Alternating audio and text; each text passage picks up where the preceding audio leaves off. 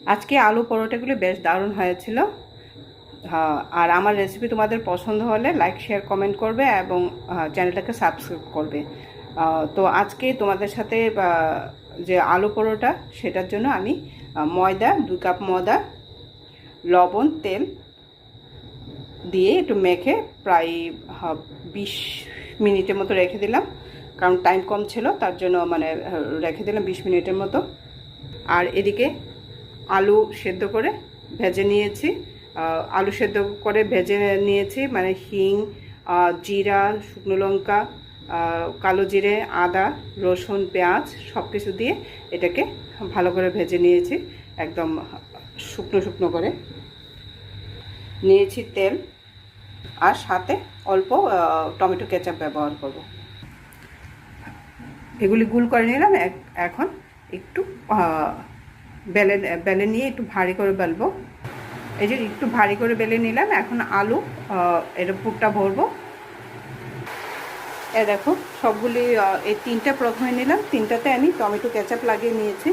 এখন চাট মশলা এটার উপরে চাট মশলা ছড়িয়ে দেবো অল্প করে, একটা টেস্ট, দারুণ টেস্ট আসে। আর বাইরে না প্রচণ্ড বৃষ্টি হচ্ছে, মানে এই বৃষ্টির মধ্যে দিয়ে এরকম মজাদার খানা দারুণ লাগে।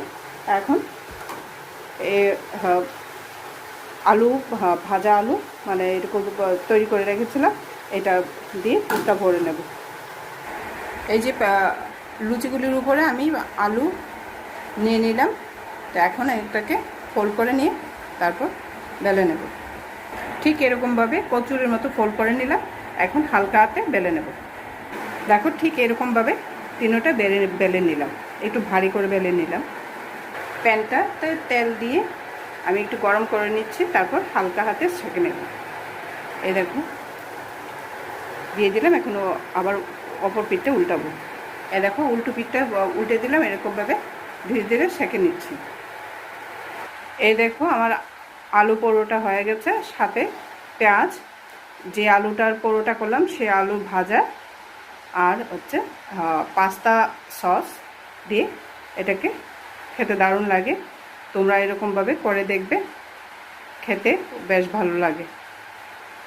আর আমার রেসিপি তোমাদের পছন্দ হলে আমার চ্যানেলটাকে সাবস্ক্রাইব করবে, লাইক শেয়ার কমেন্ট করে আমার পাশে থাকবে, আর বেল আইকনটাকে টাচ করে দিয়ে আমাকে সাপোর্ট করে যাবে, এবং নেক্সট ভিডিও পেতে তোমাদের সুবিধা হবে।